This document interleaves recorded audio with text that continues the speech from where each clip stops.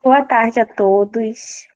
Meu nome é Kênia, eu sou aluna de serviço social e hoje eu vou estar com vocês aqui. Eu espero que seja um espaço de trocas muito rico e que a gente consiga discutir esses temas que estão em debate no momento. Nós iremos inicialmente dar as boas-vindas a todos vocês. E nós iremos iniciar, então, com a Marília, com o trabalho Transdisciplinaridade, Arte, Cultura e Saúde Mental, relação entre arte, cultura e saúde mental em documentos produzidos pelo Ministério da Saúde. Marília, pode iniciar. Boa tarde, eu sou Marília Martins, sou psicóloga e também professora na Universidade Federal da Bahia, professora substituta no Instituto de Saúde Coletiva. E o motivo desse trabalho, além de acadêmico, é um motivo militante, uma vez que somos militantes da luta antimanicomial no Brasil e também da democracia, né, no nosso país. Então, uma vez que fortalecemos a arte e cultura em saúde mental, as práticas, né, estamos sedimentando práticas democráticas em saúde. Isso significa o fortalecimento do SUS, da identidade e da liberdade dos sujeitos que vivem em um país que já foi vitimado pela ditadura, e para fortalecê-las é preciso fundamentá-las em sua defesa. Bom, a diversificação de estratégias, né, para o cuidado em políticas públicas em saúde mental no Brasil, através da arte e cultura, vai ampliar justamente essas ações transversais, essas articulações e soluções com a possibilidade de amenizar também as resistências nas formas tradicionais de trabalho em saúde. A interação transdisciplinar, a gente compreende que ela transita entre arte, cultura e saúde mental e ela é possível de acontecer em meio ao território, podendo envolver o intersetor, a saúde mental, a atenção básica e outros pontos de atenção da rede de atenção psicossocial, incluindo usuários, comunidades, familiares, dentre outros, né? Isso vai favorecer justamente, né, que o usuário dos serviços de saúde mental sejam vistos de uma forma menos estigmatizada, uma vez que nós temos uma cultura psicofóbica ainda, e que apresenta muitas resistências em relação às pessoas que têm sofrimento psíquico intenso e transtornos mentais. A equipe de saúde da família, né, que atua no território diretamente, nos conhecidos como postos de saúde, né, que antigamente, né, eram postos de saúde, hoje são as unidades básicas de saúde, elas vão se deparar no cotidiano com pessoas com sofrimento mental intenso e também com pessoas com transtornos mentais, uma vez que ela é a porta de entrada do Sistema Único de Saúde. E muitas vezes elas não desenvolvem ações, né, de promoção e prevenção no nível da saúde mental. Só que elas estão mais próximas desse território, e sendo assim, tem um contato maior e um vínculo mais fortalecido com as famílias e comunidades. Então, sendo a arte e cultura, né, um recurso estratégico que está presente nesse território, é importante, a gente pode reconhecê-lo como uma forma comprometida e facilitadora justamente nesse potencial de saúde integral dos sujeitos, né, dos usuários, e tem também uma capacidade de reduzir danos, de proporcionar uma melhoria na qualidade de vida desses sujeitos. Nós encontramos, porém, resistências ainda, né, em relação a essas formas diferentes de trabalho, devido ao modo hegemônico estar calcado ainda no modelo médico, organicista, que vai fragmentar as atuações entre os profissionais, isso vem, infelizmente, ainda desde a formação, e se centraliza na doença e não na saúde, né, e enfatiza apenas o modelo médico, que está enfatizado também na medicação, né, no tratamento medicamentoso, quando diz respeito às questões de transtornos mentais. Então, a gente entende que é importante fundamentar documentalmente, inclusive como argumento, para utilizar outras estratégias no contexto em que a gente está desenvolvendo o trabalho.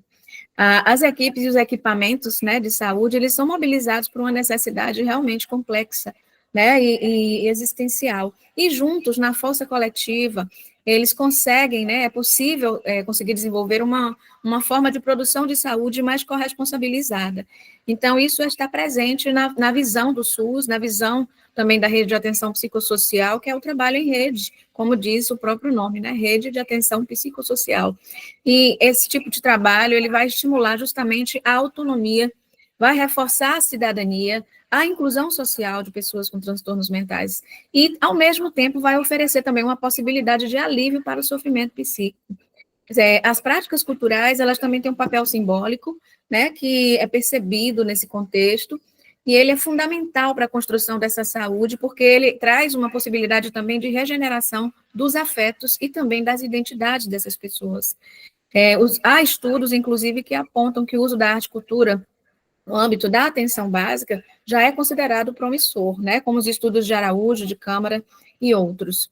Então, como objetivo principal desse trabalho, se propôs identificar e analisar criticamente a relação arte, cultura e saúde mental e documentos emitidos pelo Ministério da Saúde, considerando os aspectos da transdisciplinaridade e no cuidado em saúde mental na rede de atenção psicossocial. Como metodologia, esse é um trabalho, uma pesquisa documental e bibliográfica com abordagem qualitativa dos dados, e nós tomamos por referência a portaria, os documentos, né, a portaria número 3.088 de 2011, que é justamente a portaria da Rede de Atenção Psicossocial, que institui ela, os cadernos de atenção básica número 34, que fala da saúde mental na atenção básica, o caderno de atenção básica número 39, que fala dos núcleos de apoio à saúde da família, que são as antigas equipes NASF, e o caderno Humaniza SUS, volume 5, que fala justamente de ações em saúde mental que envolvem a questão da arte, cultura e a transdisciplinaridade, e o livro chamado Curso de Formação dos Profissionais da IMUT, que são as atuais equipes NASF, na verdade, antigas equipes NASF hoje, chamadas de EMUT, que são equipes multiprofissionais, que está fundamentado justamente na portaria de retorno das equipes NASF, no ano de 2023, né, pela portaria 635 de 2023. Bom, a escolha desses documentos se deu por uma amostragem intencional, a critério da experiência do autor, em vista de serem considerados relevantes para as práticas transdisciplinares no âmbito da saúde mental, e as coletas de dados foram feitas em plataformas da internet, dissertações e teses, Google Acadêmico, sites do Ministério da Saúde, do gov.br, livros e e-books. Bom, da análise dos documentos, né, da transdisciplinaridade, à existência da relação arte-cultura nos documentos do Ministério da Saúde. E aqui nós iniciamos com a portaria 3.088 de 2011, que é justamente a portaria da RAPS. Mostra-se que o Ministério da Saúde, ao instituir a RAPS, né, ele o faz justamente para atuar com as pessoas com sofrimento ou transtorno mental, né, com a necessidade decorrente do uso do crack, álcool e outras drogas, o que envolve tanto prevenção como cuidados e também tratamentos para essa demanda, né. Os pontos de atenção da RAPS, que são diversos, como as unidades básicas de saúde, os CAPs, né, centros de convivência, eles cumprem ali um papel de sociabilidade e intervenções também culturais, né, na própria cidade, no próprio território, e propõe-se a desenvolver diversas atividades. Indiretamente, isso pode ser também articulado, né, a um espaço de desenvolvimento de potencial artístico e cultural, incluindo a questão da reabilitação psicossocial com a iniciativa de geração de trabalho e renda também. Bom, em resumo, esse documento, ele vai preconizar tanto a ação em rede, tanto uma visão e uma atuação profissional transdisciplinar com os atores envolvidos, incluindo usuários, o território e tudo que está, né, ali, os múltiplos potenciais e recursos que estão nesse território, dentre os quais também o recurso da arte e cultura. O outro documento, que são os cadernos de atenção básica número 34, que tratam especificamente da saúde mental na atenção básica, eles trazem principalmente a questão da visão de saúde coletiva, né, enfatizando a transdisciplinaridade. Essas ações em saúde mental na atenção básica, elas devem ser executadas por todos os profissionais de saúde e também, né, buscando unificar justamente esse cuidado em saúde no nível do território, em nível de fortalecimento de vínculo das equipes com os usuários. E está presente nesse documento, né, a referência a grupos de artesanato e geração de renda, inclusive na perspectiva da economia solidária. E os centros de convivência também aparecem nesse documento, sendo como principais dispositivos aí no campo da saúde mental, na atenção básica, dispositivos comunitários que voltam-se também para a questão da arte e cultura. E a terapia comunitária, ela é apresentada também como uma técnica que reafirma práticas culturais que são fomentadoras justamente da saúde da família e também da comunidade. Redes de suporte social também, que não envolvem somente os serviços, né, da rede da prefeitura, mas envolvem outros lugares, né, da comunidade, como a igreja, como a associação de bairro, são importantíssimas também para aumentar a resolutividade, né, em saúde, e isso também está presente nos cadernos cadernos número 34, né, e que fala justamente do envolvimento de outras políticas públicas, como também a de cultura, esporte, lazer, educação, dentre outras. Esse caderno, ele aponta também, né, como fator social de proteção para a saúde mental de crianças e adolescentes, as experiências culturais. Então, conclui-se que esse documento, ele também preconiza essa relação arte, cultura, saúde mental, principalmente através da articulação em rede. O documento... Licença. Oi? Um minutinho. Alô? Licença, um minutinho para o final da fala, tá? Para garantir que todos... Deixa eu correr. Tá bom, deixa eu correr aqui. Então, os cadernos de atenção básica número 39, que tratam dos núcleos de apoio em saúde da família, trazem no apoio matricial um trabalho, né, coparticipativo e corresponsabilizador desse cuidado em saúde mental, e busca justamente fortalecer o protagonismo desses grupos, né, traz também a terapia comunitária, e aponta também a arte e cultura como instrumento de promoção à saúde. O documento do curso de formação dos profissionais das EMULT também aponta, né, as referências que já falamos dos outros documentos, principalmente harmonizando, né, o uso dos recursos artísticos e culturais no cuidado psicossocial. Um trecho, inclusive, aponta a construção de grupos de vários formatos comunitários, como de artesanato, música, artes, dentre outros. E o caderno Humaniza SUS, que traz experiências realmente direcionadas para a humanização no trato em saúde mental.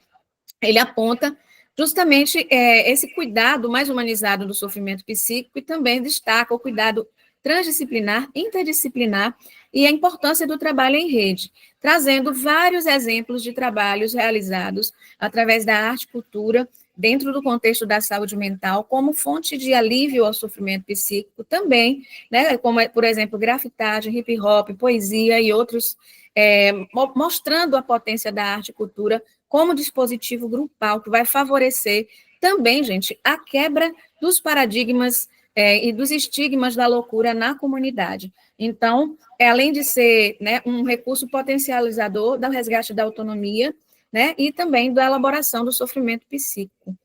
Bom, em termos de transdisciplinaridade, né, a gente utiliza o conceito de Nicolescu, que fala justamente que daquilo que está ao mesmo tempo entre as disciplinas, através de diferentes disciplinas e além de qualquer disciplina, né? Em outras palavras, ela desconstrói a hierarquia disciplinar e promove diálogos transversais. Os documentos, eles realmente apresentam esse caráter, tanto os 5 documentos analisados, e a transdisciplinaridade, de fato, contribui para ambientes mais humanizados. Sem ela, as práticas de arte e cultura e a humanização desses ambientes de cuidado em saúde são praticamente inviáveis, né?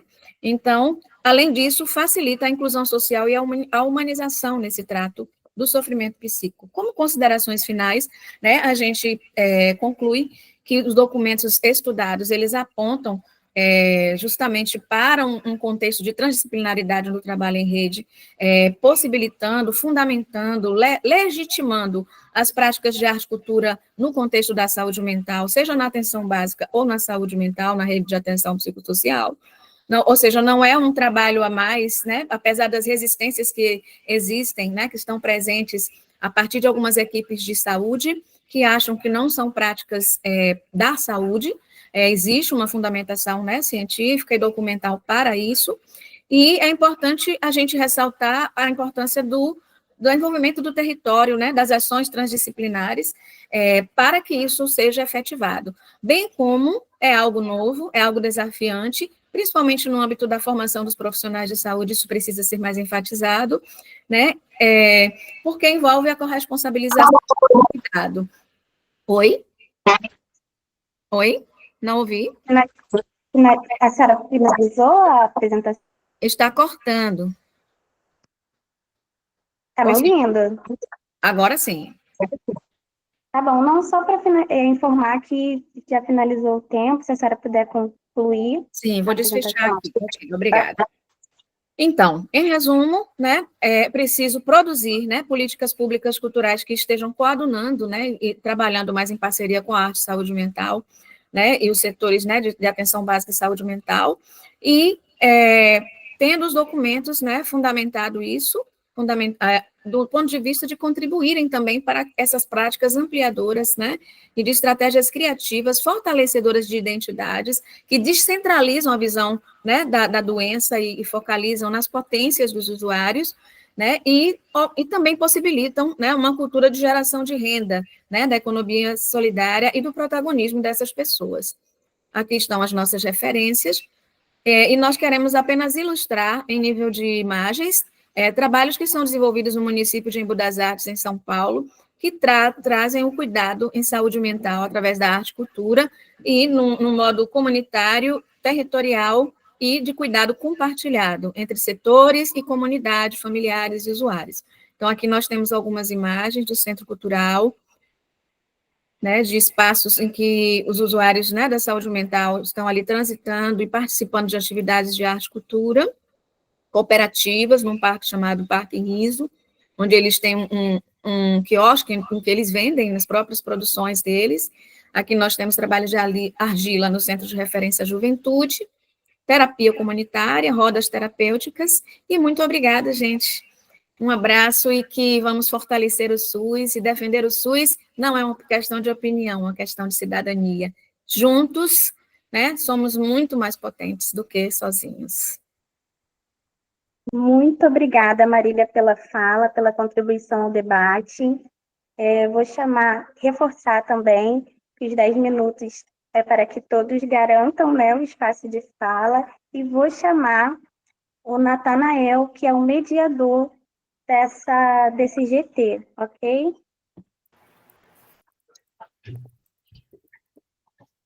Olá, pessoal, boa tarde a todos. Agora que eu pude me apresentar aqui para vocês, sou Natanael Vieira, sou professor da rede pública estadual aqui do Maranhão. Estou muito feliz em ter a honra de poder assistir, poder contribuir e também assimilar um pouco de conhecimento das pesquisas de vocês, que de antemão é brilhante.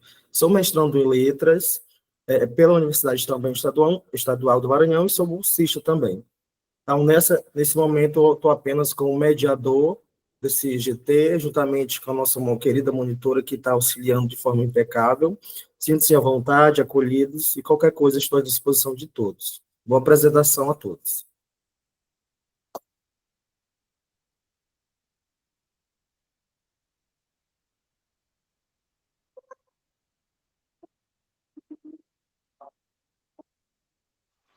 Agora a gente vai dar seguimento às apresentações. Quem é a segunda?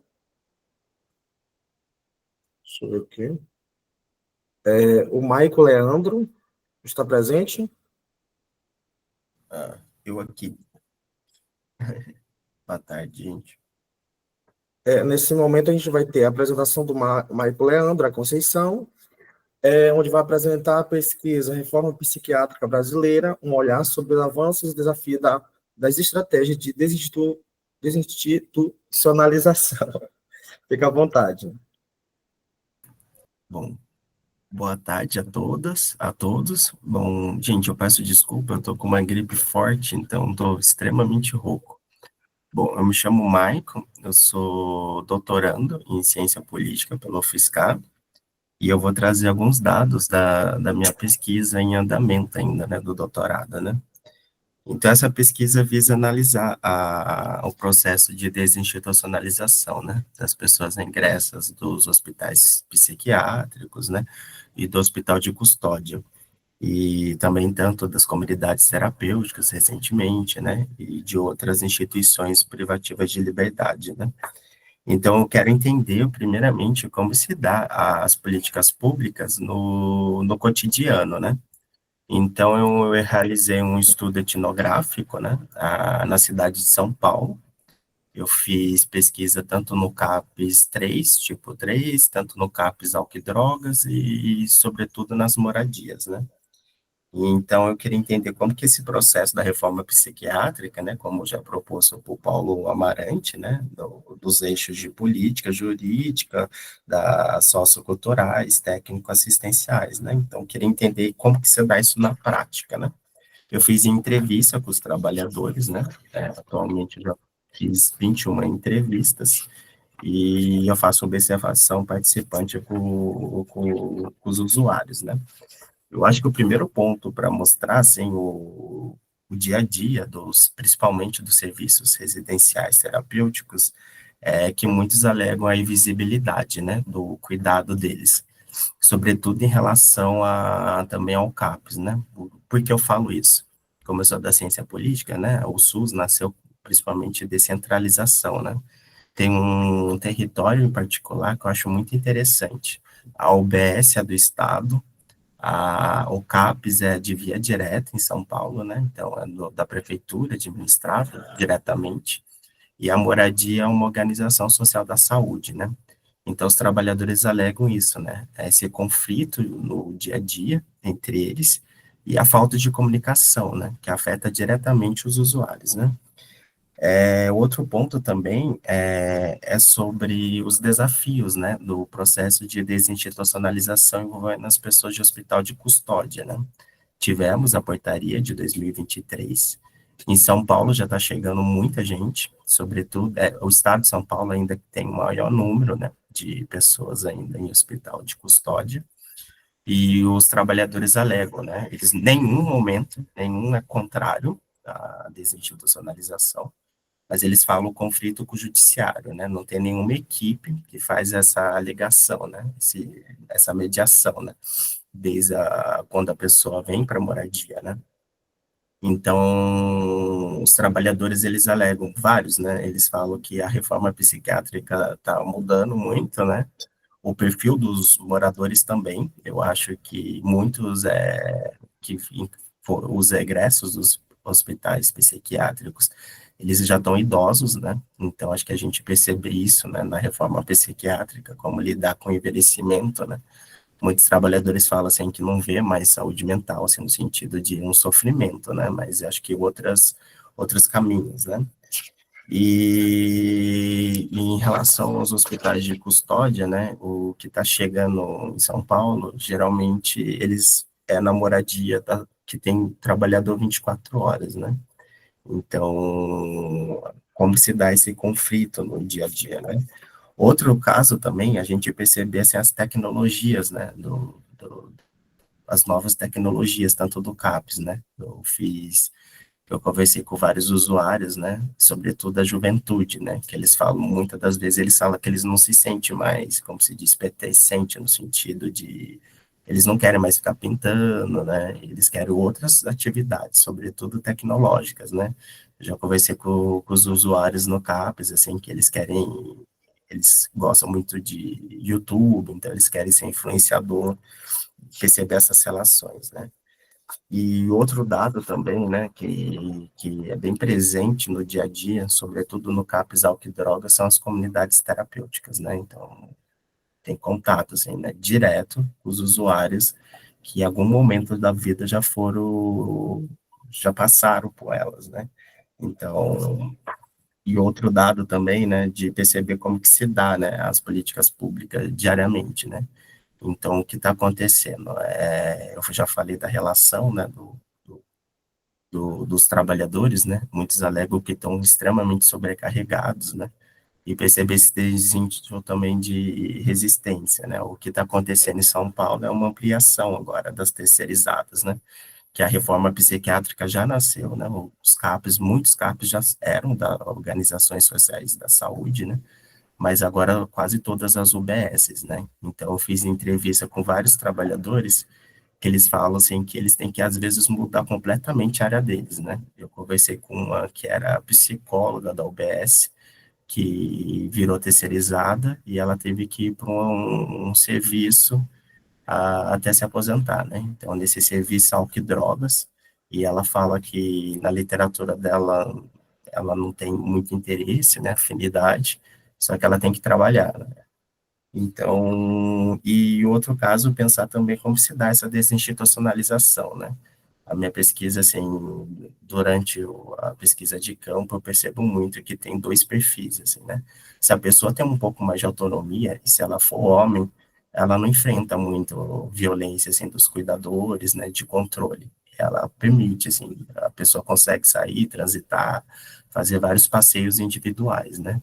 Mas, geralmente, se for uma mulher, os trabalhadores ficam, muito mais controle social, né?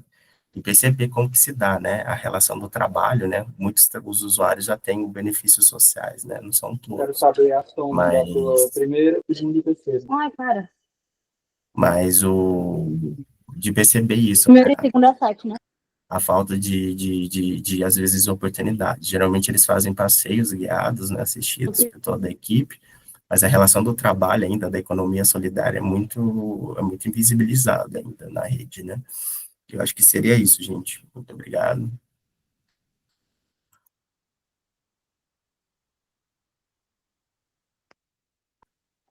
Muito obrigada, Maicon, pelas contribuições. Gostaria de lembrar que a lista de presença vai ser disponibilizada ao final do último, na verdade, no início da última apresentação, para garantir a presença de todos e essa troca nesse debate. E agora a gente vai chamar a Valéria Beatriz, com o trabalho Alterações da Sensopercepção e Saúde Mental, Fenômeno das Alucinações. Beatriz já está aí, né? Isso, boa tarde. Boa tarde, seja bem-vinda. Obrigada. Vocês conseguem ver? Estamos ouvindo perfeitamente. Tudo bem. Vou só baixar aqui que está retornando para mim o áudio. Eu vou projetar aqui a apresentação. Só um minuto.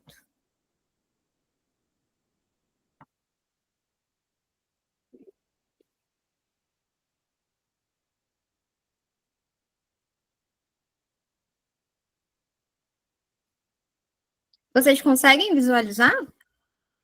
Ainda? Sim? Não, ainda Ainda não? não. Peraí.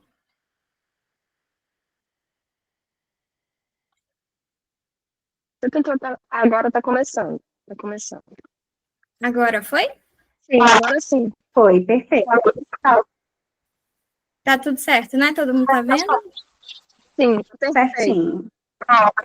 Então, eu vou iniciar a apresentação, me apresentando. Eu sou uma mulher cis, de pele clara. Eu estou usando uma blusa preta com alguns quadradinhos brancos com brilho. Eu uso um óculos no formato hexagonal, de duas cores, marrom e bege. Eu sou graduada, me chamo Valéria Beatriz, eu sou graduada em Psicologia pela Faculdade Santa Teresa. Esse trabalho foi feito de forma conjunta com a Juliana Sobreira, graduanda em Psicologia pelo Centro Universitário FAMETRO, e o título da nossa pesquisa é Alterações da Sensopercepção e Saúde Mental, o Fenômeno das Alucinações. Então, o objetivo dessa pesquisa é justamente entender o que é a sensopercepção e uma de suas alterações, em específico, as alucinações. E, justamente, primeiro nós temos que entender, né, o que é a sensopercepção. A partir da Davidoff, nós conseguimos entender que é um processo de captação e interpretação de estímulos ambientais por meio dos órgãos sensoriais.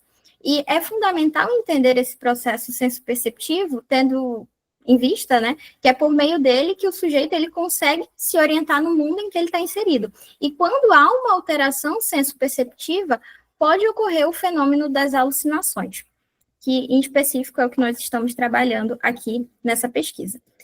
Quanto aos objetivos, por objetivo geral, seria analisar como as alterações sensoperceptivas interferem na saúde mental, considerando suas classificações. Objetivos específicos: definir sensopercepção e diferenciar seus componentes, apresentar as principais classificações de alucinações, refletir sobre a importância do conhecimento para a prática clínica. A metodologia da pesquisa é uma revisão de literatura narrativa, sendo uma pesquisa bibliográfica qualitativa caracterizada como básica. E como fonte, né, para a fundamentação teórica, nós utilizamos artigos científicos e livros. Bom, primeiramente nós temos que entender que a partir da Davidoff, né, a senso-percepção ela é dividida em alguns integrantes, entre eles a sensação e a percepção. A sensação ela pode ser entendida como um fenômeno que é gerado por meio de estímulos físicos, químicos e biológicos expressos por meio de sensações táteis, auditivas, gustativas, olfativas e até mesmo visuais. E a percepção seria justamente a interpretação do que foi captado. E aí, a partir disso, a percepção, ela torna essa sensação consciente. E quando há alguma alteração nesse processo senso-perceptivo, é que pode ocorrer o fenômeno das alucinações. E o Dalgala Rondo, né, em sua obra Psicopatologia e Semiologia dos Transtornos Mentais, ele pontua que as alucinações elas são alterações qualitativas da percepção. E o que seria isso? Seriam alterações na qualidade da experiência perceptiva de determinado sujeito. Então, o sujeito, ele acredita que está vendo alguém, um objeto, ele ouve alguma voz, ele ouve melodias, só que essas sensações, essas percepções, elas não têm nenhum estímulo real esteja fazendo com que ela se manifeste. E aí o Dalgala Rondo, ele aponta que as alucinações, elas podem ter diversas classificações, entre elas auditivas, visuais, gustativas e entre muitas outras. E ele também pontua em sua obra que existem diversas perspectivas para que nós possamos compreender esse fenômeno das alucinações, entre elas a perspectiva psicanalítica. E, através da psicanálise, nós conseguimos entender que as alucinações, elas são conteúdos inconscientes reprimidos, e eles se manifestam por formas sensoriais. Então, o indivíduo, ele acredita que ele está vendo alguém, está vendo um objeto, está sentindo um cheiro, ou está experimentando alguma alucinação gustativa, e, na verdade, essas alucinações, elas estão tentando expressar pensamentos ou lembranças que esse sujeito não consegue materializar de forma consciente. Então, o aparelho psíquico, ele cria uma realidade substituta em que o indivíduo, ele passa a experimentar esses desejos inconscientes de forma ainda que desordenada, mas ele experiencia em uma outra realidade. Então, podemos entender que as alucinações, elas são involuntárias, mas elas não são vazias de sentido. Há um sentido por trás delas, ainda que desordenado. E caminhando para as nossas considerações finais, nós entendemos, por meio dessa pesquisa, que é fundamental interpretar e entender esses estímulos, justamente para que a gente consiga compreender o sofrimento psíquico desse sujeito, para que a gente consiga aprimorar o cuidado em saúde mental.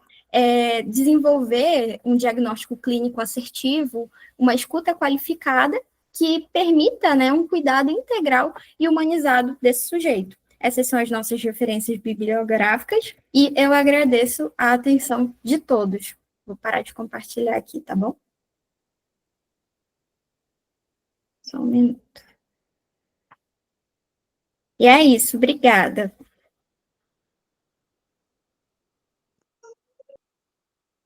Muito obrigada, Valéria. O Richard agora vai assumir essa mediação. Richard? Oi, eu cheguei aqui. Alô? Você me escutam bem? Eu cheguei aqui para ajudar na mediação, gente. A gente teve 3 trabalhos até agora, correto? Sim.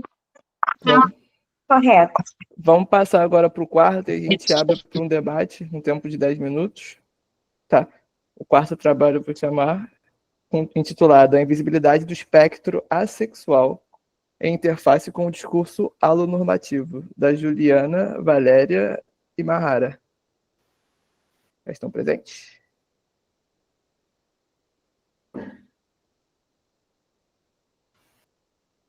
Alô? Tá me ouvindo? Oi, estamos sim. Eu acabei de trocar de dispositivo. Calma aí, que eu acho que o meu computador, ele tá falando que o sistema tá sobrecarregado, mas vocês estão conseguindo me ver e me ouvir? Tranquilo? Sim. Sim. Bom dia. Aliás, é que aqui ainda é bom dia. Veja, boa tarde, né? Eu vou compartilhar com vocês a minha apresentação dos slides, tá bom?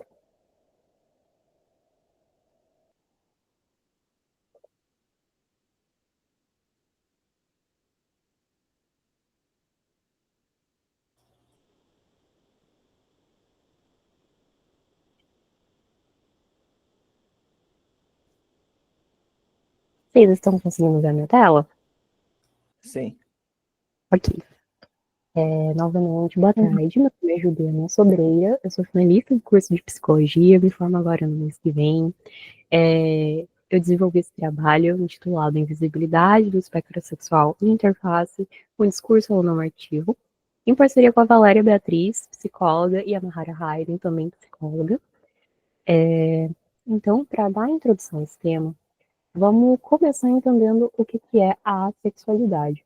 A sexualidade é um termo guarda-chuva para se falar de uma gama de experiências relacionadas à vivência da sexualidade, onde a experimentação da atração ela é reduzida ou nula. Apesar de que a assexualidade ela faça parte de uma minoria sexual, por ela escapar da norma da heterossexualidade, que é um sistema hegemônico que a gente tem na nossa sociedade, como ontem eu apresentei um trabalho que fala sobre heterossexualidade compulsória, que a heterossexualidade ela não é somente uma orientação sexual, como também ela é uma norma imposta pelos dispositivos sociais hegemônicos.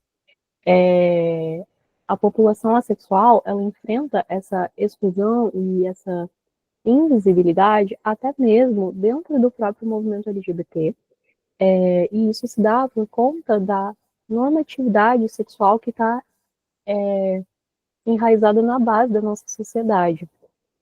Essa normatividade sexual é uma concepção que é trazida pela Puxa Boilo, é bem difícil esse nome dela, que é uma pesquisadora que traz temas da sexualidade, e ela traz o conceito de sexualidade compulsória, que é como se fosse uma comparação com a heterossexualidade compulsória. Enquanto a heterossexualidade compulsória diz que todos devem ser heterossexuais como norma, a sexualidade compulsória ela traz essa noção de que todos devem experimentar essa atração sexual intersubjetiva. Então, pela questão da naturalização da sexualidade na nossa sociedade, um fenômeno que ele foi se intensificando cada vez mais, principalmente depois dos movimentos libertários em relação à sexualidade, que aconteceram na década de 70, essa noção ela fica cada vez mais enraizada e naturalizada na nossa sociedade. E esse é um dos motivos pelos quais a invisibilidade assexual é uma realidade, apesar de que o movimento LGBT ele esteja em pauta, em evidência hoje em dia. Então, os objetivos dessa pesquisa foram analisar o discurso normativo, examinando a invisibilidade do espectro assexual, e também esclarecer conceitos como sexualidade, orientação, identidade, alossexualidade e assexualidade. Por que isso é importante, esclarecer esses conceitos? Porque nas pesquisas sobre sexualidade, a gente vê uma ausência muito grande acerca da abordagem da sexualidade, como se ela não fizesse parte disso, como se ela fosse uma categoria de exclusão. E nisso acaba se esquecendo que a sexualidade ela não se limita somente à ausência de atração sexual intersubjetiva, como também pode ser um desejo mais reduzido, isso também faz parte do espectro da sexualidade. E olhando para essa perspectiva do espectro sexual, a gente pode ter uma noção de sexualidade mais complexa, mais completa, e que abranja várias formas de experimentação da sexualidade que fogem à alossexualidade, que seria essa presença de atração sexual intersubjetiva. A gente utilizou uma abordagem qualitativa, com objetivos exploratórios, então o nosso objetivo aqui é promover um melhor esclarecimento acerca do tema, a gente considera que isso é importante, considerando que existe uma ausência de estudos em português a respeito desse tema, é bem complicado mesmo de encontrar material sobre, a maior parte dos estudos que a gente utilizou foram em língua inglesa, e a gente operacionalizou essa pesquisa através da pesquisa bibliográfica, então a gente fez aqui uma revisão narrativa da literatura. Bom, a partir da revisão narrativa da literatura, a gente consegue entender o que é a sexualidade. A sexualidade, ela passa por um viés de construção sexual. Ela não é uma coisa 100% inata. naturalizada como está instalado no imaginário social da maior parte da população, de que a sexualidade ela é algo inato, que todas as pessoas já nascem com a sexualidade, que todas as pessoas elas vão ter essa manifestação de um desejo sexual.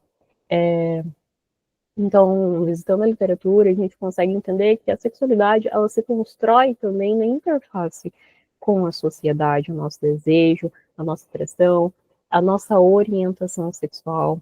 E essa orientação sexual, ela se refere a para qual direção a atração do indivíduo ela se direciona. Se direciona para indivíduos do sexo feminino, masculino, para ambos. E nessa descrição, a gente vê essa descrição do Drescher, que acaba faltando, né, a possibilidade de essa atração não existir. Então, é uma problematização que se faz necessária porque a gente vê o quanto a sexualidade ela é invisível, até mesmo dentro dos estudos de diversidade sexual. Desde a década de 50, mais ou menos, com os estudos de Kinsey, que era um biólogo, foi o primeiro cientista a estudar sobre a sexualidade, ele traz a sexualidade como uma não orientação, por causa dessa não existência de um desejo sexual.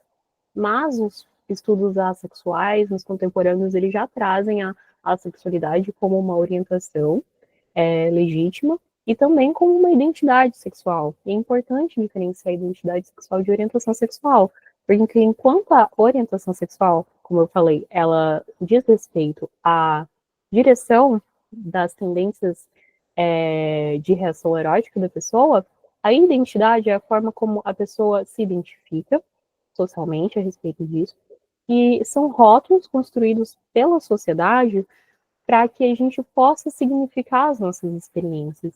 E aqui, novamente, a gente coloca a importância de trazer em evidência o tópico da assexualidade, porque se ela permanece invisível, se o léxico assexual ele não se faz disponível para a população, isso acaba afetando a maneira como as pessoas podem significar as experiências delas, como, por exemplo, a patologização, que vem se estabelecendo historicamente a respeito da assexualidade. Isso acontece sob a égide da alonormatividade, que é um conceito parecido com a sexualidade compulsória, mas a alonormatividade ela já vem de uma crença de que todas as pessoas elas experimentam essa atração sexual intersubjetiva, enquanto a sexualidade compulsória ela é essa imposição de que você deve apresentar essa atração para ser considerado normal. Então, esses dois dispositivos, eles funcionam como uma forma de dominação e de invisibilização de todo o espectro assexual. Então, a gente acredita que com esse estudo, e o objetivo desse estudo, a justificativa dele, é justamente trazer essa pauta para a academia e para a sociedade, este debate, como uma forma de tirar a sexualidade desse lugar de invisibilidade, de forma que as pessoas possam se identificar com esse espectro de uma maneira, com o reconhecimento da sexualidade como uma identidade e orientação legítima e despatologizada, e também para aprimorar o debate acerca da sexualidade, com uma perspectiva que inclua a sexualidade como um todo, não só aqueles que apresentam essa atração sexual intersubjetiva, como também aqueles que não apresentam ou apresentam de forma reduzida. Então, é isso. Qualquer coisa, se vocês tiverem alguma dúvida, eu estou à disposição para responder. Muito obrigada.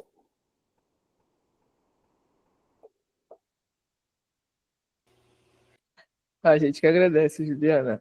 Como eu havia dito, agora a gente vai abrir para um momento de debate para questões, né? A gente teve trabalhos muito potentes, com bastante intercâmbio, e eu peço para vocês que queiram se trazer algum questionamento, algum apontamento, ou vocês levantem a mão aqui pelo mecanismo do próprio Google Meet, ou digitem pelo chat, por favor. Só uma questão, ainda temos outros trabalhos para apresentar, ou vai parar agora para debater esses e depois retomar? A gente vai ter um momento de debate, a gente encaminhou 10 minutos de debate e depois a gente vai voltar. Mas caso não tenha nenhuma manifestação, a gente prossegue com os trabalhos, tá? Sônia? Boa tarde. Oi, Maicon, eu queria fazer uma pergunta. Agradecendo pela comissão pela oportunidade de debate. Pelo tema que você apresentou, me veio muito à mente as pesquisas que eu tive realizando ano passado em função do meu doutorado na UFPE, e eu queria a tua opinião acerca já que você toca na questão da reforma psiquiátrica, né? Qual a opinião que se você conseguiu chegar a alguma opinião acerca da atuação das comunidades terapêuticas?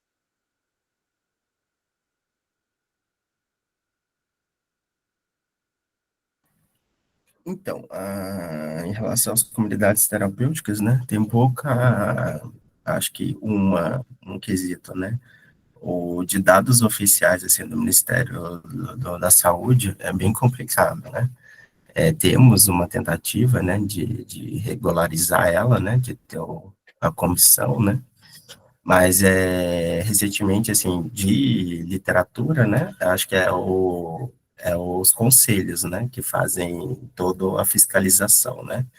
Temos o do IPEA, né, do IPEA acho que é um muito mais complicado, né, fez complexo, eu falo, no sentido de literatura, né, porque não tem dados concisos, acredito que é 2.000 comunidades terapêuticas e 90% ligado às religiões, né. Aí, quando eu faço pesquisa, tem, assim, dois lados, né? Muitos trabalhadores, eles alegam que são contrários, né? Mas tem trabalhadores que são favoráveis, né?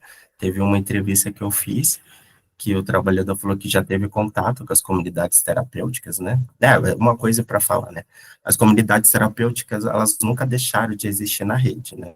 Elas nasceram, já teve a reforma psiquiátrica, e elas já estavam presentes, né? Só que desde 2016 está tendo uma expansão delas, né?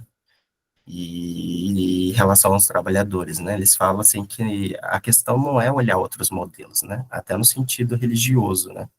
No meu mestrado eu fiz pesquisa, né? Em Campinas, e lá tem as comunidades terapêuticas, né? O quesito é a falta de fiscalização, né? Então, acho que é isso, assim, elas nascem geralmente em territórios, assim, que falta, é mais difícil a fiscalização, né? Elas nascem entre os territórios, assim, né? Em São Paulo, nenhuma está na capital, né? Elas estão na grande São Paulo, né? Em regiões rurais, né? E isso é muito presente, assim, eu já fiz contato com vários usuários e eles já foram internados em algum momento da vida lá, né? E outra coisa, né, os trabalhadores falam, né, que as comunidades, assim, para os familiares, né, acho que é uma resposta rápida, né, acho que a gente já percebe isso mais no CAPS, álcool e drogas, né, como que esse trabalho tem que ser contínuo, né. Tá bom, obrigada.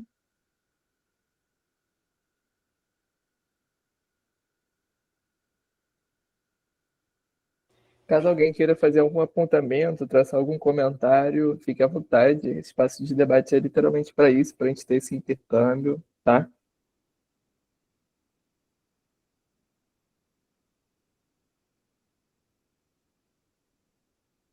Mais alguém gostaria de se manifestar?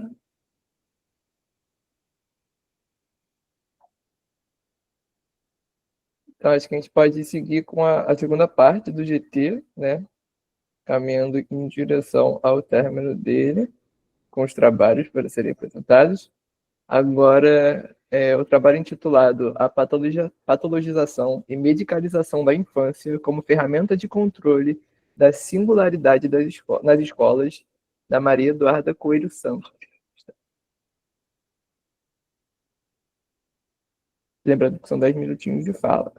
Certo, está um momento. Estou Tá. tentando compartilhar aqui, dá para ver?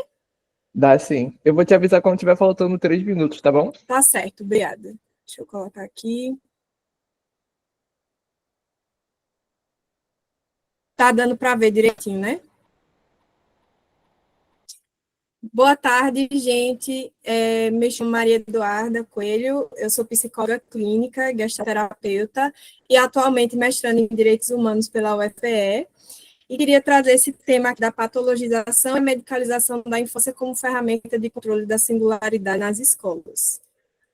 Bom, trata-se de um trabalho em andamento, então eu gostaria de trazer aqui a problemática da pesquisa, né, que é uma crescente leva de diagnósticos de transtornos mentais na infância a partir do contexto escolar.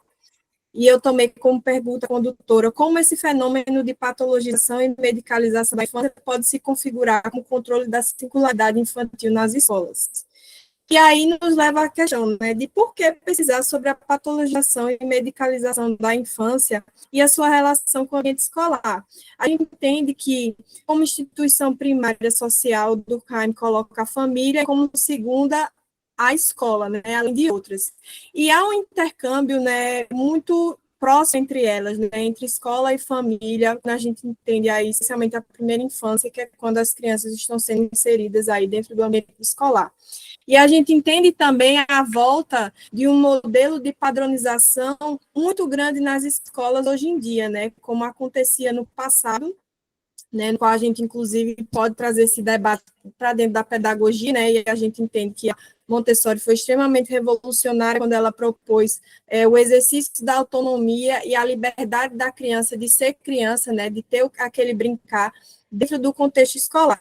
Então, a partir desse modelo de padronização que a gente percebe ressurgindo, talvez nunca tenha sido, digamos assim, diminuído, mitigado de fato, a gente entende que existe uma influência muito grande hoje em dia dentro do contexto escolar para encaixar essa criança dentro de um molde, né? Então, a partir do momento que ela foge do padrão esperado, daquele comportamento de obediência, ela é patologizada. E detalhe, né, que é importante que a gente coloque aqui, que não há negação de transtornos mentais na infância, nem de transtornos de aprendizagem. A gente sabe e é comprovado cientificamente que eles existem há muito tempo, não são criação da atualidade, tá? E que precisam ser considerados, e a gente sabe também que existem diagnósticos sérios, feitos por profissionais sérios e levados pela sua ética, né? Mas é necessário que a gente se debruce sobre isso para que a gente entenda as condições multifatoriais que levam a essa exponencialidade da patologização e da medicalização, né? Para vocês terem uma ideia, um dado mais recente que eu encontrei no caso, né? Foi de 10 anos atrás, né, numa notícia que falava que houve um crescimento do uso da Ritalina em 900% dentro do Brasil, né? Então, isso há 10 anos, você imagine isso hoje. A partir disso, eu proponho como objetivo geral analisar o fenômeno da patologização e medicalização infantil como ferramenta de controle da singularidade a partir do âmbito escolar e, como objetivos específicos, definir o papel da compreensão diagnóstica no contexto psicoterapêutico, sobretudo infantil, e aqui eu coloco a compreensão diagnóstica a partir de um conceito que a gente tem na gestalterapia, que é sobre entender aquele indivíduo, não necessariamente sobre um rótulo, né, sobre um olhar de doença, mas sim de compreendê-lo de uma forma geral, e também de trazer a importância da compreensão de diagnósticos para aqueles que têm necessidade desse diagnóstico, digamos assim, do transtorno, né? Mas entender como ele é aplicado, sobretudo, dentro do contexto infantil, para que a gente não tenha uma rotulação assim prévia, especialmente quando a gente considera aí o segundo objetivo específico, que é descrever os processos de subjetividade e aprendizagem infantil. Então, é importante que a gente entenda como funciona o desenvolvimento infantil e as necessidades de uma criança para que a gente possa se debruçar sobre isso, sobre a melhor forma e evitar um diagnóstico precoce e errôneo. Então, como terceiro objetivo específico, identificar o espaço ferido à singularidade das crianças no contexto escolar. Então, as crianças estão tendo essa liberdade de exercer a sua subjetividade infantil e individual dentro dos espaços da escola, né? Ainda que a gente entenda a importância desse coletivo, observar o lugar desse coletivo e observar o lugar da subjetividade dentro desse coletivo e dentro dos modelos de ensino nas escolas atualmente. Como metodologia, né, eu classifico essa pesquisa como bibliográfica de abordagem qualitativa e exploratório, e para tratar e analisar os dados, estamos utilizando aí a análise de conteúdo proposta por Bardan, né, com algumas unidades temáticas, né, os descritores de patologização, medicalização, infância, psicofármacos, saúde mental infantil. Então, a gente vai analisar os artigos e livros a partir desses descritores e ver o que cada autor está trazendo para unificar a temática. Com fundamentação teórica, eu mencionei 3 dos principais autores que eu estou utilizando, né, e aí a gente tem inicialmente a Ilana Katz falando sobre a patologização da infância ao questionar padrões hegemônicos de identidade e segregação do diferente, aquilo que mais é reconhecido imediatamente como padrão, torna-se doença e assim vem ocorrendo com as crianças, né, ele inclusive aborda até a questão da pandemia, né, como foi essa infância, né, esse contato dessas crianças com a pandemia, de que forma prejudicou a subjetividade delas e a questão do ensino também. Como segundo autor, é extremamente importante, coloquei Luciana Aguiar, que fala sobre a psicoterapia infantil e a importância dessa compreensão diagnóstica sem limitar a experiência do indivíduo àquilo que seria apenas uma parte dele, né? Então, olhar a criança considerando que é uma criança e considerando todas as suas questões assim particulares e de subjetividade para que a gente possa entender melhor ela, né? E Silvio Batista acrescentou ainda a discussão o fenômeno da medicalização atrelada à patologização da infância, sobretudo no contexto escolar, na qual a singularidade do aprendizado é frequentemente desrespeitada, quando escapa do parâmetro de inteligência e disciplina tidos como socialmente aceitáveis, né? Então, existe um modelo, como eu falei, dentro daquela escola, do que é esperado daquela criança, da forma como ela se comporta, e a partir do momento que ela fuja disso, né, logo é pensado que há algo de errado, né, ao invés de diferente. Então, pensar também até a partir disso da formação dentro da pedagogia, né, como isso está ocorrendo, né, como é que esses professores estão sendo preparados ou não para lidar com as necessidades diferentes dessas crianças, né, e não necessariamente as crianças que têm algum tipo de transtorno, mas de uma forma geral, né, observar como esse ensino está sendo feito. Com considerações finais, a gente percebe que a patologização infantil tem crescido significativamente em paralelo ao uso de psicofármacos na tentativa de controle da singularidade das crianças. Ainda que existam diagnósticos sérios, nota-se uma tentativa expressiva de correção de padrões de comportamentos e formas de aprendizagem que podem estar atreladas a outros fatores de formação da criança, os quais não necessariamente significam transtorno mental. E eu trago isso para além das questões de pesquisa bibliográfica, como também da minha experiência clínica, né? As pessoas estão muito imediatistas, querem uma solução para aquele problema de comportamento da criança que a gente ainda não sabe nem se é um problema de fato, né, se é uma questão de fato patológica, ou a gente pensar também na influência de outros fatores, né, o contexto neoliberal que a gente vive, de bombardeamento de informações, né, de desenfreado de redes sociais não controlados, né, por esses pais. Então, essa criança tem acesso desde muito nova a vários estímulos, né, visuais, de informação, uma falta, uma perda de contato com a natureza, né, uma perda de contato com o brincar das telas, está certo, muito obrigada. Uma perda de contato com a questão da natureza, né, e aí expande não só da infância, mas também para nós, né, enquanto adultos e tudo mais, e adolescentes também. E, de uma forma geral, olhar para as condições multifatoriais, né, antes que a gente coloque, rotule aquela criança, né, e que venha logo com um remedinho para acalmar, né, porque isso, infelizmente, tem se tornado cada vez mais frequente e eu presencio isso na prática. Então, eu acho muito importante que a gente promova esse debate para pensar de que forma estamos construindo essa infância, como estamos criando essas crianças, né, que um dia se tornarão adultos, que forma de subjetividade a gente está estimulando, a gente está podando a partir disso, de uma fase tão importante e que é tão formadora, né, do indivíduo, que é a infância. Então, muito obrigada pela atenção de vocês, botei algumas referências aí do que eu acabei de citar, e muito obrigada. A gente que agradece, Maria Eduarda. Inclusive, uma posição de pedir perdão, né, por esse atraso no GT, que provavelmente vai se estender por uns mais 20, 25 minutos, mas, enfim, acho que a Kênia quer falar alguma coisa. Sim, só para avisar que a lista de presença ela já está no chat, ok? É Tá tendo um importante que você problema, Kenny, a gente não está conseguindo acessar. Acho que nesse segundo, talvez. Eu mandei segundo aí, eu acho que esse link vai certinho. Então a gente vai seguir com o sexto trabalho do GT, intitulado A Reforma Psiquiátrica nos Impressos do Piauí entre 2001 e 2012 e o lugar do jornalismo na pauta da loucura, de Sônia Maria dos Santos Carvalho. É isso. Obrigada. Eu vou compartilhar a tela. Vocês estão me ouvindo bem? Sim. Ok, obrigada.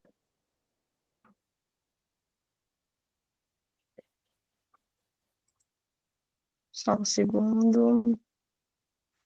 Não são Quando todos, você começar. não são todos esses aqui não, tá? São alguns. Vocês estão vendo?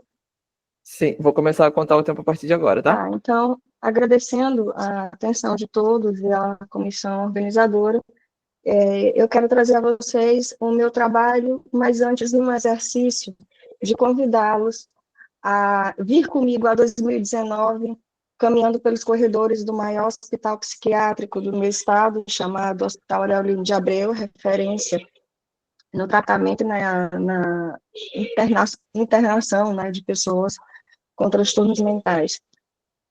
Esse hospital passou por duas inaugurações. 1907, fazendo de Teresina uma das primeiras capitais do Nordeste a receber e ter um hospital psiquiátrico, e depois em 63. Mas hoje eu trago a vocês uma parte de um trabalho tangente à minha produção de doutoramento, intitulado provisoriamente de Severina Sem Razão, sobre loucura e gênero nos jornais impressos nordestinos. Sim, esse o recorte pode ser assustador, mas ele tem explicação, sob a orientação da professora doutora Cristina Teixeira de Mello. Hoje a gente vai falar um pouquinho sobre a reforma psiquiátrica através dos nossos jornais, 3 jornais, e eu trouxe vocês ao Hospital Psiquiátrico em 2019 por um motivo. Eu fui visitar a minha irmã internada lá e eu recebi uma chuva assim, de cabelos, de várias mulheres. Uma interna da ala do SUS reuniu todos os cabelos, provavelmente de várias e várias mulheres que por ali passaram, também em situação de surto, e jogou através do basculante no corredor e caiu em cima de mim. Isso me fez pensar que era necessário nós estabelecermos um olhar um pouco mais atento em relação ao que nós produzimos sobre essas mulheres insanas dentro do jornalismo. Mas por que você está pegando e falando de um jornalismo de tanto tempo atrás? Porque esses textos, eu, mestre em História do Brasil que sou, também compreendo que os textos jornalísticos são uma fonte que nunca morre, uma vez que são ativados a cada momento em que nós os pesquisamos e os lemos, e eles são constituidores de uma realidade social que também tem uma longa duração. Expressões, mentalidades que temos sobre as mulheres são constituídas assim ao longo do tempo, e muitas vezes alguns estigmas são difíceis de serem mudados. Então, aqui tem algumas imagens, né, de como a imprensa tratou a questão da loucura feminina. Essa é a capa da revista Cruzeiro, de 1961, e quando taxou o hospital, ou hospício de Barbacena, graças a Deus desativado, como sucursal do inferno, as mulheres eram as protagonistas nessas imagens. E aqui é uma interna no Hospital de São Luís, que também está em ativo hoje, e essa última senhora está constando no relatório de hospitais psiquiátricos do Brasil. E daí, saber tanta coisa ia servir para quê? E daí, o que é que o jornalismo tem a ver com isso? Muitas vezes eu perguntei.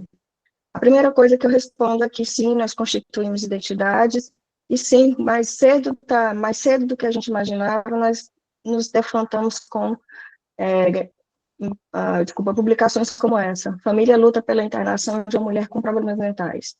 Aqui é uma publicação de 2002, e essa paciente ela está deitada, nua, no chão, em meio aos seus próprios excrementos, e ela foi fotografada, ainda, a pedido da família. Minha pergunta central nesse momento é como as representações jornalísticas foram publicizadas nesses 3 jornais, o Dia, Meio Norte e Diário do Povo, e qual o lugar social do doente da doença mental no Piauí. Nessas perspectivas, nós consideramos aí Contraquina, De Luca e Barros, que, claro, no século XX, na complexidade do século XXI, os jornais não são mais a única fonte de emissão de juízos de inclusão ou de exclusão, mas é, sim, um fator de constituição de identidades que nós precisamos considerar. Então, precisamos pensar quais os aspectos dessa legislação foram vinculados ou não, quais vozes foram silenciadas ou não, como nós entendemos, consideramos e agimos sobre corpos e mentes em adoecimento dentro de um contexto social no qual a mídia tem importância e precisa, sim, ser questionada, ser inquirida. Faço um histórico aqui na minha pesquisa sobre a lei de 10.216, de 6 de abril de 2001, importante dizer que ela dialoga com o contexto social de reivindicação dos trabalhadores e trabalhadoras em hospitais e clínicas, né, de atendimento a doentes mentais. É preciso dizer que essa lei passou mais de 10 anos em tramitação entre Congresso e Senado por questão econômica, por interesse econômico. E aqui também tem a explosão nas artes, no cinema e no teatro, indignado com o tratamento que vinha sendo dado às pessoas com adoecimento mental. Eu usei como fontes jornais, obviamente, né, um método bibliográfico e documental, e também usei algumas legislações, textos médicos e demais portarias ministeriais sobre o tema. Método e procedimentos, arqueologia do saber, genealogia do saber, a partir de Vigiar e Punir, história da sexualidade, em especial no tomo 1, a vontade de saber de Foucault, mas não só Foucault, há ainda representação social de Moscovici, desculpe. Aqui tem importância eu falar nesse assunto de representação social, uma vez que ele fala que são as nossas representações construídas coletivamente que nos colocam na inclusão ou na exclusão de pessoas, que nos fazem dizer e qualificar os outros. Então, como elas foram percebidas, como essas mulheres foram percebidas, nós usamos uma análise de conteúdo de Lawrence Bardan, metodologia, e chegamos a esse quadro geral de análise. Tivemos que sair de 2001, ano de publicação do marco legal, e chegar a 2012, pelo próprio teor dos jornais.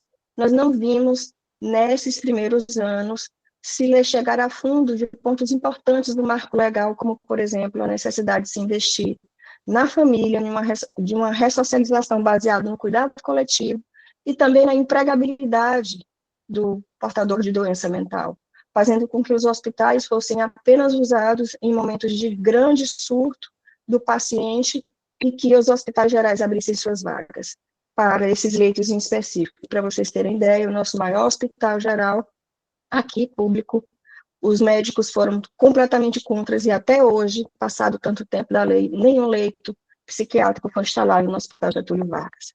3 minutos. Tá. Então, as categorias de análise, o entendimento social da loucura e do tratamento doente mental. Então, era lugar de se esconder.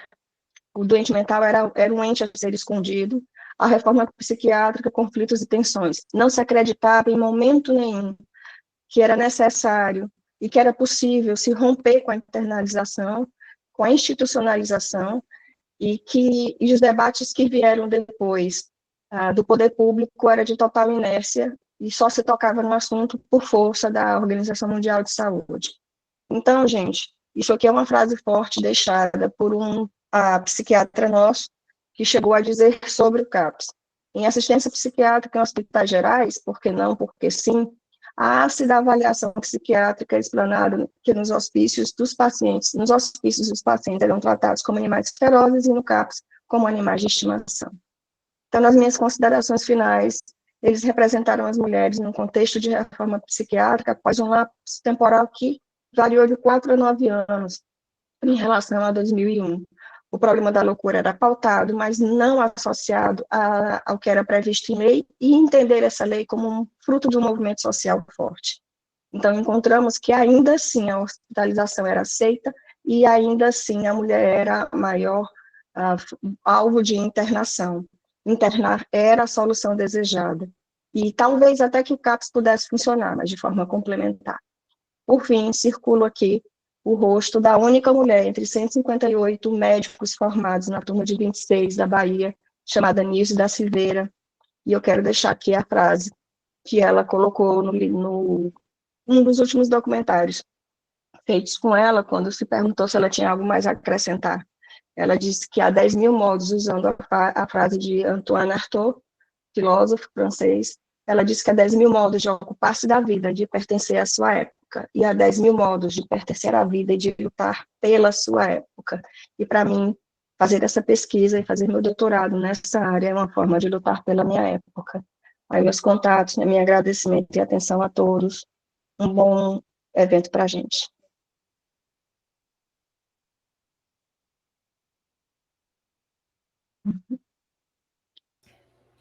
Que fala, que fala. Eu amei. Inclusive, eu vou pedir o seu e-mail para depois aproveitar esse slide que eu amei também. Para Agora a a gente vai dar vontade, a gente está aqui para trocar essas experiências mesmo.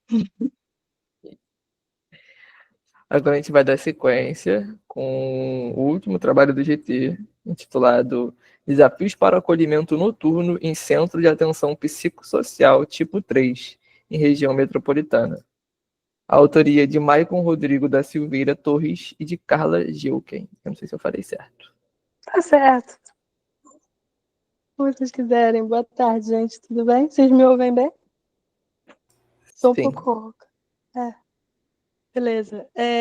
Deixa eu só botar o cronômetro, por favor. Eu vou seguir à risca o resumo expandido que Michael e eu submetemos. Então, como o Richard já me apresentou, né? Meu nome é Carla, pode ser Gilken, pode ser Joiken, como vocês quiserem. Eu sou psicóloga, sou psicanalista, atualmente eu sou doutoranda no programa de pós-graduação em psicologia na UF. Nesse trabalho eu sou coautora, o Michael é o primeiro autor, ele não está aqui, mas ele é o primeiro autor. Ele é professor da UF, né? Acredito que quem for da UF aqui conhece já o Michael. Ele é professor na cadeira de Psicanálise e Saúde Mental. E, como eu falei, eu vou seguir à risca o roteiro do resumo expandido que a gente submeteu, até para ficar dentro do tempo, né? Então, assim, a gente parte na introdução de uma contextualização até dos marcos legais, que são bem batidos e sempre comentados, mas fundamentais para pensar o desdobramento do trabalho. Então, assim, os CAPs, eles têm essa função de acolhimento e de organização da demanda no campo da saúde mental, num território específico, como a gente sabe. Os CAPs surgem, né, com o principal, assim, enfim, o principal marco legal que fundamenta o trabalho dos CAPs é a Lei 10.216 de 2001, né, que remodela a assistência e depois é regulamentada pela Portaria 336 de 2002, que vai instituir quais são as obrigações de cada CAPs, né, CAPs 1, 2, 3, CAPS-C, CAPS-AD, etc. No caso, o que interessou para a gente nesse trabalho foi pensar o CAPS 3.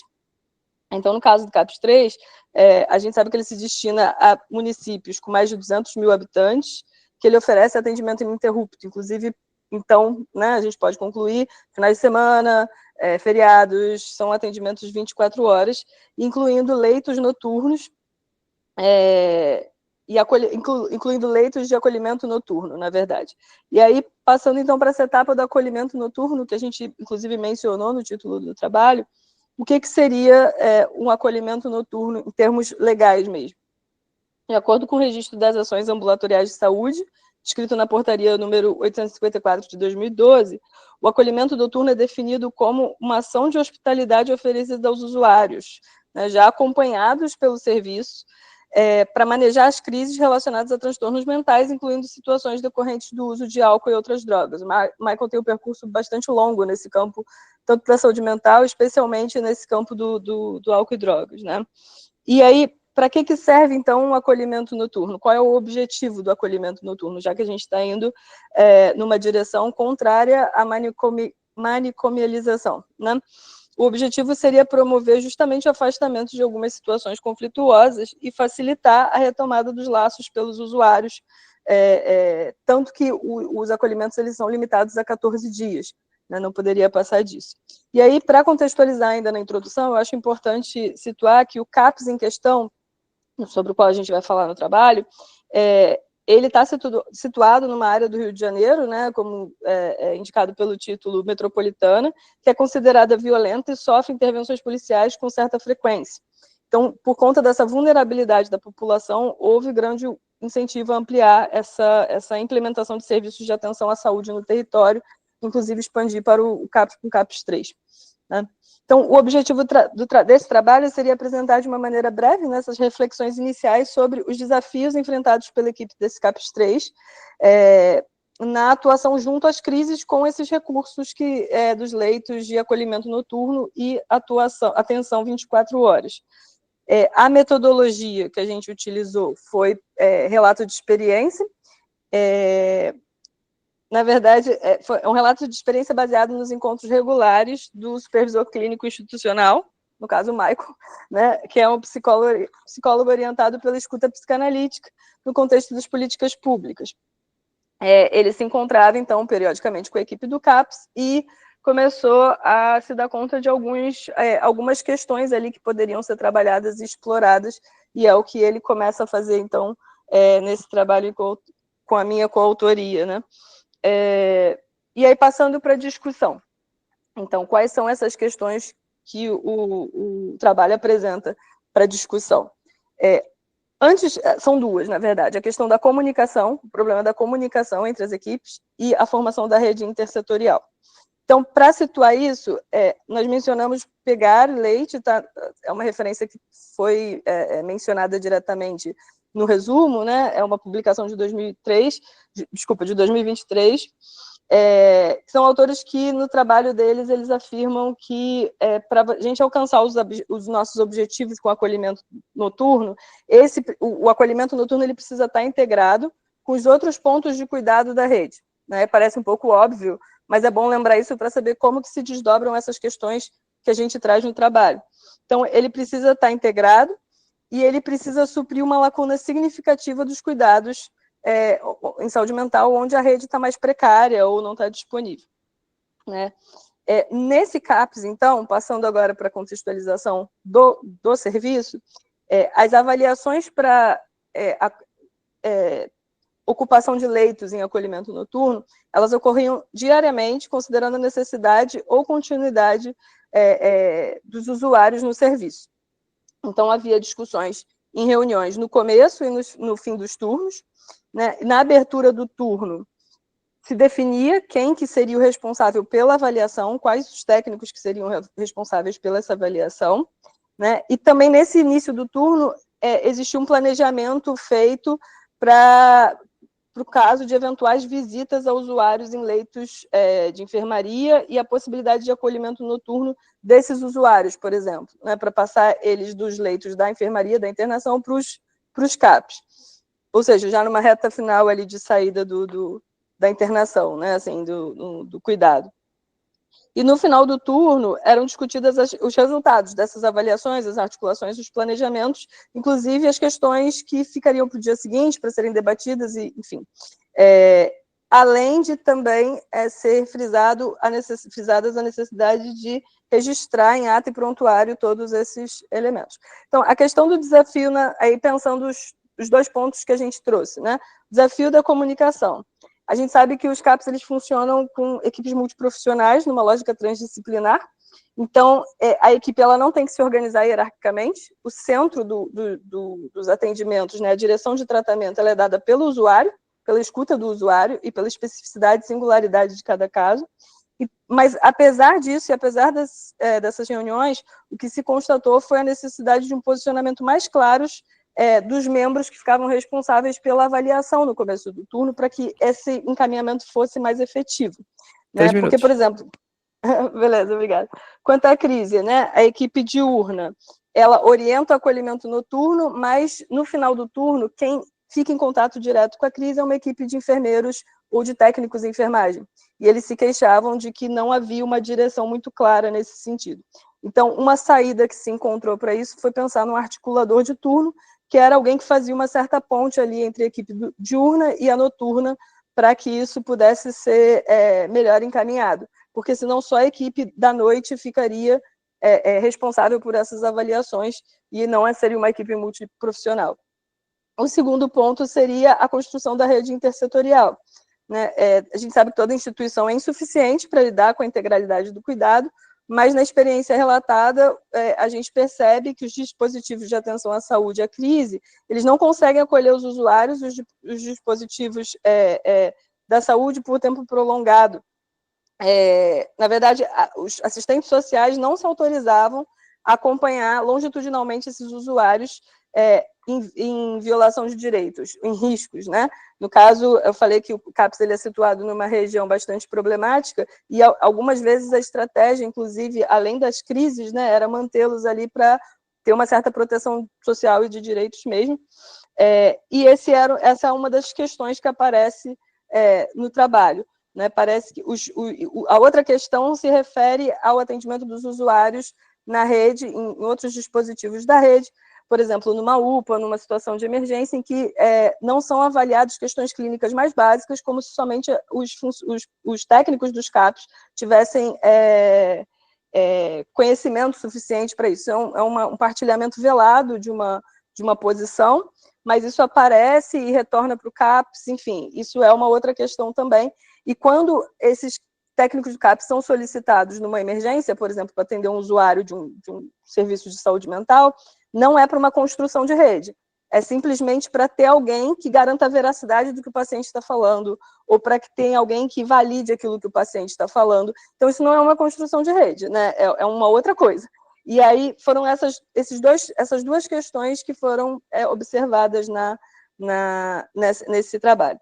Então, assim, para finalizar, a gente considera que é fundamental, né, para a RAPS que tenha uma resposta, para que tenha uma resposta efetiva nesses acompanhamentos das situações de crise no território, um investimento no processo de formação e capacitação de profissionais continuada, que essas estratégias elas englobem, inclusive, as equipes multiprofissionais, não somente psicólogos ou profissionais da área de saúde, mas que permita uma formação que permita integrar a RAPS, por exemplo, com o SUAS e com outros dispositivos também da atenção primária. Bom, era isso que eu tinha para passar para vocês hoje. Obrigada pela atenção.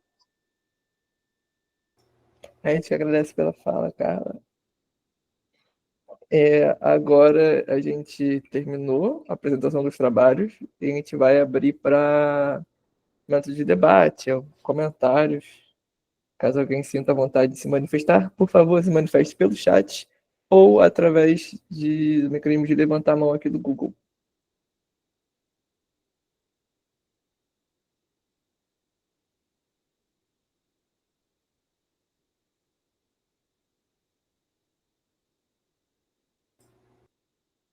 Aparentemente, não tem ninguém que se sinta confortável ou a fim de se manifestar. Eu queria agradecer a todos os autores. De falar. Por favor. Primeiramente, gostaria de parabenizar as apresentações do GT. Eu fiquei muito feliz e emocionado quando a professora Sônia trouxe uma temática belíssima.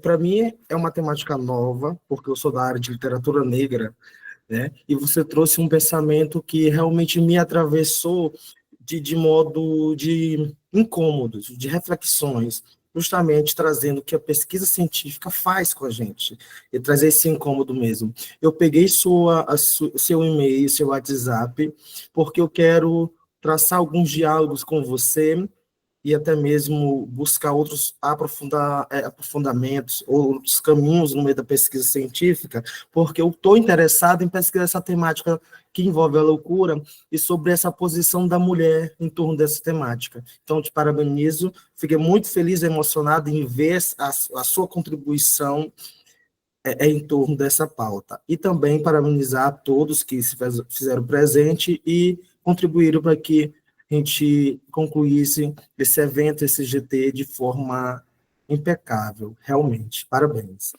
Obrigada, Natanael. Eu só queria. Meu vizinho aqui do Maranhão, né? Soube que você está aqui no Maranhão, então nós estamos vizinhos, de uma certa forma. E só para aumentar ainda mais essa conexão entre talvez as nossas pesquisas, te dizer que as pesquisas que faço, elas são atravessadas por as questões transversais, como o fato de a maior parte das mulheres que já foi interna, por exemplo, ou são consideradas insanas, são justamente as mulheres negras, né, negras e pardas. Então, eu acho que a gente tem muita coisa aí que pode conversar e dialogar, sim. Vai ser uma honra para mim. Sim, sim, muito bem. E eu pesquiso Carolina Maria de Jesus, quarto de despejo. Então, podemos caminhar em torno dessas vertentes e articular mesmo essa temática que eu vejo que é necessário, porque eu estou no meio da universidade desde 2017 e nunca tinha me deparado com pesquisas desse nível, com essa potência que a gente pode caminhar por outros caminhos e ver o que de resultado nós teremos. Eu acho que a fala dos dois me convocou para recomendar também a leitura de uma escritora brasileira que foi internada no hospício. O nome dela é Maura Lopes Cansado, não sei se vocês conhecem. O livro Hospício dela é Deus. Hospício é Deus, considerada a primeira jornalista insana a publicar no caderno, na primeira capa do Jornal do Brasil. Fantástica. ela é muito potente nessa discussão. E acho que demais é isso. Eu agradeço a todos, e pela presença, pelos trabalhos incríveis. E eu mando aqui no chat.